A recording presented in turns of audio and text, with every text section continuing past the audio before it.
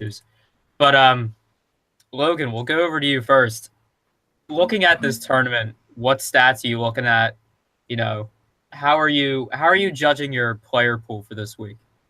Yeah, so I mean, it's Cal West Coast, Poa greens.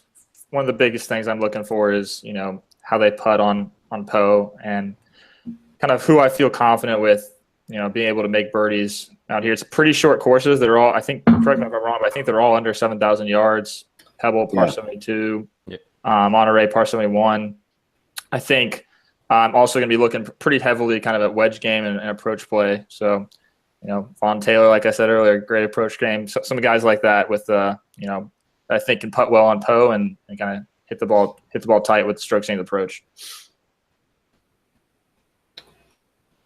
Yeah, I can't argue with any of that. It's if you look at any of the stuff I've posted this week, it's all approach, it's all putting. I do think the greens are pretty small, and shout out to Pat Mayo. He posted a long thread that brings up a really good point that they are tiny greens here.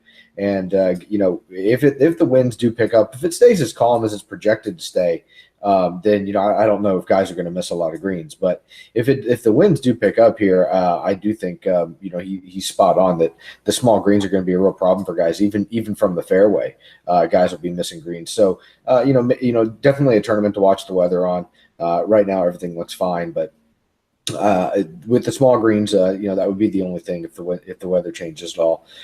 Or maybe just sprinkle in a little bit of scrambling. Brant Snedeker and those types of players have done well here in the past, and it's not because they excel off the tee or really into the green so much as they do putting and around the green. So there's some merit to taking the scrambling angle as well. But I'm more on the all approach and putting. My stats bear that out, and that's what I'm going to be going after as well.